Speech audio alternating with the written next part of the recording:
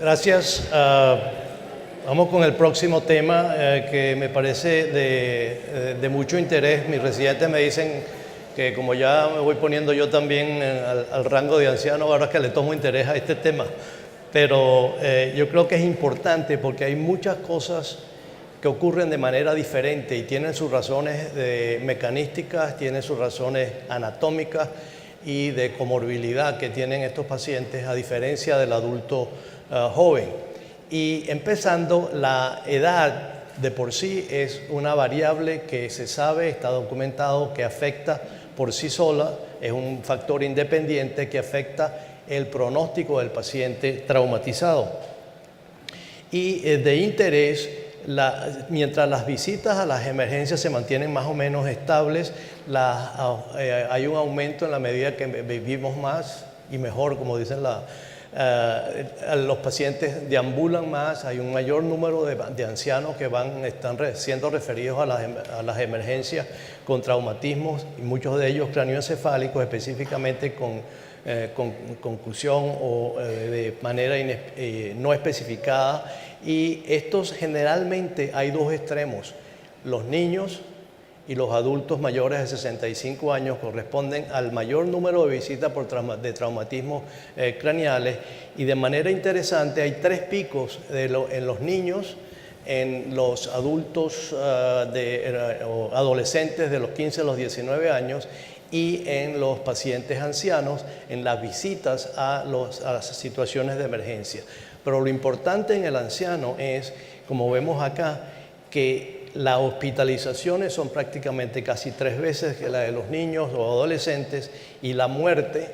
hasta 7 veces más que en esta otra población de pacientes. De modo que los objetivos que quería discutir con ustedes en los próximos 20-25 minutos es revisar las causas biomecánicas, anatómicas y clínicas que influyen en que los pacientes ancianos tengan un patrón diferente de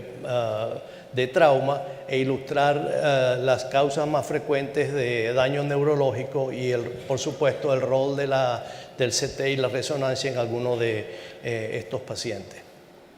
En cuanto al mecanismo, ya vemos una diferencia sustancial. El adulto joven tiene una distribución más o menos compartida entre caídas, accidentes automovilísticos, asaltos, etc. Y en el paciente mayor de 65 años lo que está ocurriendo es que el 60% del traumatismo cerebral se produce por una caída. Ya en eso hay una modificación clara de cómo se presenta la imagenología del traumatismo, y ustedes se imaginarán que si se reduce los accidentes que se producen a alta velocidad en el anciano, va a tener relativamente un número menor de, por ejemplo, lesiones axonales difusas que un paciente joven que está más propenso a accidentes de alta velocidad. Y como vemos en el anciano, va a haber un mecanismo bastante específico de la caída de sus pies y sobre todo el golpe en la región occipital, que funciona en un mecanismo de golpe contra golpe, y con mucha frecuencia vemos una relativa alta incidencia de fracturas occipitales por el golpe directo y el contragolpe en los lóbulos frontales y los lóbulos temporales, como veremos en algunos casos. Las fracturas de base de cráneo tienen cierta incidencia y patrón cuando vienen propagadas desde la corteza, desde el hueso occipital hacia adelante, y hemos visto casos de hematomas epidurales venosos, y sobre todo una combinación de traumas que incluyen el paciente que se cae de frente, fracturas de la cara con lesiones de hiperextensión del cuello, que veremos también algunos ejemplos. Y en general vemos cómo hay una distribución muy específica de las contusiones temporales y frontales en el trauma del paciente que se golpea en la región occipital, como lo vemos en la fractura en el lado izquierdo, y las lesiones hemorrágicas tanto en la punta del lóbulo occipital como en la parte baja del lóbulo frontal, todo explicado lógicamente por el mecanismo de golpe contra golpe de que les hablaba y al mismo tiempo de cómo la corteza frontal se roza y se restriega, si se quiere, contra la irregularidad de la base anterior del cráneo o contra el aspecto filoso del ala esfenoidal, que producen esos efectos muy específicos en la corteza subfrontal y temporal anterior. De modo que estas contusiones siempre recuerden que son más que todo por contacto directo contra el hueso, cuando recuerden que el cráneo y el cerebro tienen una inercia diferente, se mueven a distinta velocidad cuando hay una desaceleración o un efecto de contragolpe, y eso genera que se retire, se distancie un poco la corteza frontal de la tabla interna y vuelva contra ella a golpear. Es el típico efecto de contragolpe, y vemos este tipo de combinaciones, como está indicado acá, una línea de fractura en el hueso occipital que se extiende al clivus en la parte del medio, y la evidencia igualmente de un nivel líquido en el seno esfenoidal. E igualmente pueden haber esta combinación en un lado occipital y en el otro frontal, en este paciente con un trauma importante, con fractura desplazada del hueso occipital, sobre todo en el lado derecho, como se demuestra en la diapositiva. Hemos visto algún tipo, esto se llama en inglés el gliding contusion, que son como contusiones por deslizamiento, y son estas que se ven en la transición corteza-subcorteza en la parte paramedial, y se supone que es por deslizamiento y contacto con la hoz del cerebro, que como por su condición fija y en las situaciones en que puede haber una caída de tipo lateral, entonces se producen este tipo de distribución que también se ven adyacentes al tentorio, que también es una estructura fija, pueden ser, pero se caracterizan porque se parecen mucho a las lesiones subcorticales de tipo axonal difuso, por el tipo de distribución por debajo de la corteza, porque no necesariamente son de contacto externo, pero más de contacto con la hoz del cerebro y el tentorio. Un ejemplo de otra lesión que vimos en pacientes ancianos, no muy frecuentes, pero cuando ocurre una epidural en los ancianos, generalmente es en la fosa posterior y resultado de un sangrado proveniente del seno transverso, venoso y no arterial. De hecho, este paciente también tenía una herniación transtentorial hacia arriba por esta lesión. El otro punto anatómico que quería hacerles, y en referencia a los epidurales, es que la dura en la medida que envejecemos se va haciendo más gruesa y adherente ustedes saben que los epidurales tradicionalmente es como un despegamiento del periósteo de la tabla interna. Eso es lo que es un hematoma epidural, y en el anciano eso no ocurre prácticamente porque se hace gruesa y se hace adherente al hueso, al calvario propiamente, y vemos una muy baja incidencia de hematomas epidurales en los ancianos, no así de los subdurales, que es un espacio que ya viene ancho por la involución de la corteza, y eso es lo que produce no haciendo jóvenes. El joven sí tiene una mayor incidencia de epidurales y relativamente menor de subdurales. Pero también la inhabilidad del anciano de acomodarse a los cambios de presión intracraneal es otro elemento que produce el pobre pronóstico. Entonces, la situación es que tenemos un espacio extraxial que es más amplio y que el cerebro se mueve dentro de ese espacio cerrado, que es el cerebro, a una velocidad relativamente diferente, y esto produce que se rompan estas venas que hacen en puente, que van desde el espacio subaracnoideo a la corteza cerebral, y producen entonces los hematomas subdurales, como lo vemos en este paciente que lo estábamos siguiendo inicialmente con las radiografías o tomografías que ven a la izquierda, y luego la presencia de hematomas subdurales bilaterales.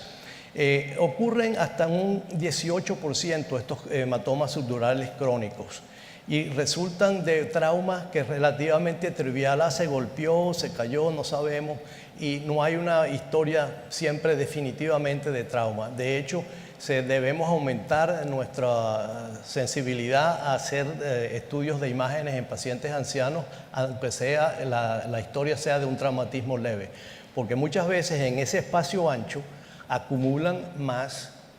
sangre y se hacen sintomáticos mucho más tarde que el paciente que tiene una anchura normal de su espacio extraxial. Y como les digo, con mucha frecuencia ya llegan en un estado crónico, aunque se estén presentando por la emergencia sin aparente causa de un traumatismo fuerte. Esa cronicidad da también lugar a algunas alteraciones o algunas presentaciones atípicas de estos hematomas subdurales, que cualquiera diría que esto parece más bien un epidural, pero si lo vemos en el contexto de que está totalmente, hay varios elementos similares y extendiéndose en forma hemisférica, estos no son más que tabicaciones o septos por la cronicidad. Hay reacción granulomatosa de la dura y se forman estos tabiques dentro que dan la apariencia de múltiples epidurales, y realmente lo que es un subdural tabicado. Es importante reconocer esto y lo vemos con frecuencia en el anciano. También es las readmisiones. Un día llega, la semana que viene, el mismo paciente otra vez con la misma historia, y muchas veces vemos estas combinaciones de hemorragia subaracnoidea, frontal y paramediana, como lo vemos en las imágenes superiores, y a las 2 semanas viene el mismo paciente con elementos ya tabicados de cierta cronicidad de los hematomas subdurales, que de paso siempre nos dicen los neurocirujanos, la evacuación de estos hematomas más crónicos es mucho más difícil. Vemos con mucha frecuencia que el resultado operatorio no es óptimo en el anciano, y con mucha frecuencia vemos lo que les demostramos acá es la inhabilidad de evacuar completamente el hematoma por la tenacidad o densidad más alta de ese contenido hemático, con coágulos más bien formados por su relativa cronicidad. Un caso interesante que tuvimos ya de hace algunos años es la presentación con cefalea muy intensa y progresiva por 2 semanas, como tenía este paciente, y en los días en que no hacíamos sistemáticamente las reconstrucciones coronales, resultó un poco difícil el diagnóstico acá, aunque esta es una forma de un hematoma parcialmente hipodenso subdural del tentorio. Y fíjense la importancia de hacer las reconstrucciones en varios planos, porque si fuera nada más por esto requeriríamos un alto índice de sospecha en este paciente que se presentó en 2 semanas. Si yo les dijera acá, ¿es esto supra o es infratentorial? ¿Y hay alguna implicación diagnóstica? Por supuesto que sí. Si es infratentorial, ese paciente necesita mucho más atención, en el sentido de que no tiene espacio para expandir. Los neurocirujanos les interesa saber si la sangre que está acumulada al lado del tentorio está por arriba o por debajo de la propia estructura. Y en ese sentido, las reformaciones coronales, como lo ven aquí, son muy útiles y sagitales para evaluar exactamente la extensión de estos hematomas. Es importante que ustedes determinen, de acuerdo a la distribución de la sangre sobre el tentorio, y esto con mucha frecuencia también lo vemos en pacientes de edad. El otro punto que quería tratar rápidamente es que estos pacientes generalmente reciben anticoagulantes o tienen cierto grado de presión, de hidrocefalia de presión normal, o tienen trastornos de la autorregulación, y estos son los tipos de la exagerada de acumulación extraxial subdural masivo en forma hiperaguda hasta con el signo del remolino, que indica un sangrado muy activo. Y lo otro es que a veces nos llegan el paciente anticoagulado con una imagen tan sutil o pequeña como este pequeño hematoma subdural que ven aquí, y en pocas horas una gran expansión del hematoma en pacientes que reciben anticoagulación. De modo que hay que estar muy alerta y aumentar el índice de sospecha en ellos. Y progresan rápidamente hacia los síndromes de herniación. Fíjense cómo en este caso incluso hay una hemorragia de Duret por la expansión rápida supratentorial y con descenso del tallo cerebral que produce una lesión isquémica con sangrado, como les mostramos allí, producto de la rotura de las venas, de las arterias perforantes de la basilar, que producen un cambio isquémico hemorrágico dentro del tallo cerebral por la rápida expansión en este paciente de edad. Y algunos ejemplos acá de las típicas herniaciones que vemos en estos pacientes son la herniación a través por debajo de la hoz en la localización anterior en este paciente con un hematoma parcialmente tabicado, y lo importante es reconocer la relación que tiene el borde libre inferior de la hoz con respecto a la arteria anterior, cerebral anterior, y muy frecuentemente estos pacientes, después de que hacen esta herniación por debajo de la hoz, van a tener o pueden desarrollar un infarto del territorio de la cerebral anterior, o como en este otro paciente o dos pacientes, infartos de la cerebral posterior cuando la herniación ocurre a través del tentorio y queda atrapada o ocluida la cerebral posterior. Otra cosa que vemos en el anciano, distinto a lo demás, es la alta incidencia de hematomas o hemorragias parenquimatosas cuando hay una reexpansión, cuando se hace la craniotomía para evacuar el hematoma. Hay zonas hemorrágicas que no habían sido identificadas previamente, y se cree que esto sea más bien por un aumento del flujo sanguíneo en donde ha existido alguna alteración o disrupción de la autorregulación. En los últimos 5 o 10 minutos quería referirme a lo que ocurre en la columna en el anciano. Ya de hecho es una columna que se ha hecho más rígida, y que los mecanismos de flexión, extensión, etcétera, van a provocar todo un tipo de lesiones que no vemos frecuentemente en el adulto más joven. Y la osteoporosis, la disminución de la movilidad y enfermedades como la artritis reumatoide o la espondilitis anquilosante y la propia estenosis de columna nos van a dar todo un patrón totalmente diferente que quería compartir con ustedes. Una es que la frecuencia de lesiones es mucho más alta en la unión cráneo-cervical que en el paciente adulto joven, que tienden a ser más hacia la parte donde hay más movilidad, que es en la columna cervical inferior. Hay lesiones muy complejas de la unión cráneo-cervical y de la unión cérvico-torácica, porque el resto es rígido y los puntos de mayor flexión-extensión van a ser precisamente los puntos de transición hacia los otros dos segmentos. Tienen mucha frecuencia de una orientación transversal, que con frecuencia también se extiende a los elementos posteriores en patrón totalmente de seguimiento a través de los ligamentos, y hay un aumento definitivamente de mayor propensión a la lesión de médula espinal, al igual que una combinación de elementos. Rápidamente quería enseñarle algunos de esos ejemplos. Si tenemos, como en este paciente, una fusión completa prácticamente desde la C2 hasta C7, vemos que hay disrupción de los anteriores y una por el efecto de hiperextensión, y esto fue en un trauma relativamente trivial, y lo que ocurre es precisamente esa apertura anterior, que es como una huella de la hiperextensión del cuello en un elemento totalmente rígido, como lo vemos en este caso, que pueden ocurrir tanto, o en estos dos casos, que pueden ocurrir tanto como por hiperflexión y rotura del puente óseo en el punto en que este paciente tiene mayor flexibilidad, que es aquí arriba en C2, o este paciente que con cierto grado de rigidez de la columna inferior, el punto de movimiento es precisamente la unión C2-C3, y este paciente terminó con una dislocación bilateral de carilla articular. Eso es, el efecto de bloque desplaza los puntos de mayor propensión a la lesión hacia las zonas de unión, y es como lo que explicamos en este caso.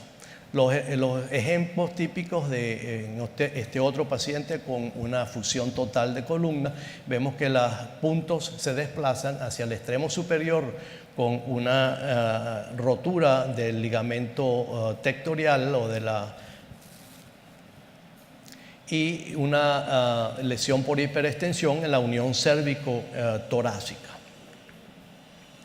Otro ejemplo, un paciente con espondilitis anquilosante que tiene una fractura precisamente en la unión cérvico-torácica, que es el punto de mayor movimiento y más propenso a la lesión. Pacientes con los que les hablaba de orientación transversa. Fíjense la apertura en el punto C4, C5, justo distal a C5, C6, distal a un bloque vertebral. La resonancia nos demuestra la presencia también de alta señal en el disco, lo que es un indicador de rotura del disco intervertebral asociado a la rotura del ligamento longitudinal posterior. Este ejemplo que les muestro acá es muy ilustrativo. Pareciera normal totalmente el CT, y lo que tenemos es solamente quizás una apertura en este nivel, que puede ser un disco que está más preservado que los otros y no necesariamente una lesión, pero cuando el paciente tenía dolor y cuando se hace la resonancia, esa apertura también nos da del disco, nos evidencia que ha habido una rotura del ligamento longitudinal anterior con alta señal en el disco intervertebral y elementos indicativos de rotura de los elementos posteriores. Las fracturas a través de cualquier parte del cuerpo vertebral, no necesariamente a través del intervertebral, porque lo que ocurre en este caso es que esto es mucho más protector que el propio cuerpo vertebral. Entonces se hace esa línea de fractura atípica a través de, siguiendo paralelo al eje transverso y con mucha frecuencia extendiéndose a los elementos posteriores, como lo vemos en esta otra vista parasagital. Pacientes con canal estrecho y la osificación del ligamento posterior dan una rigidez específica que en la parte anterior ven cómo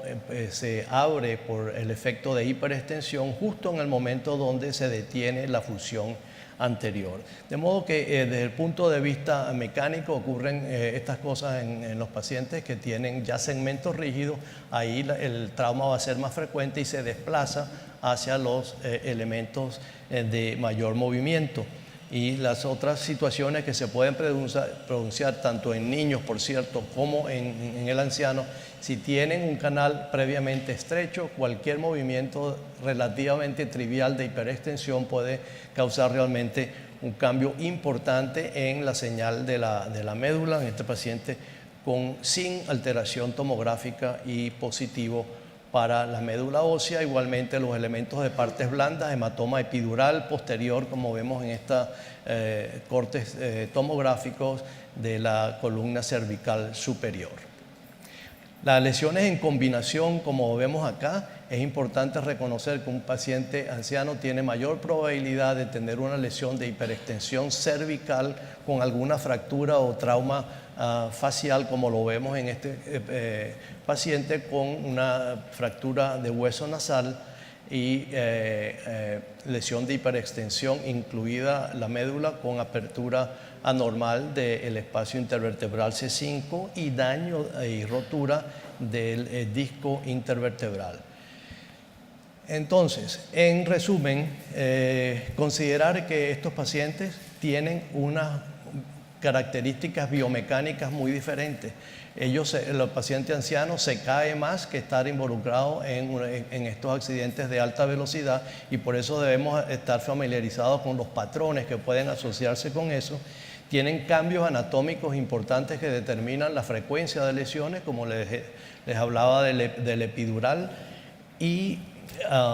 el efecto de la anticoagulación es innegable, y de otras enfermedades que pueden asociarse a un mayor riesgo de lesión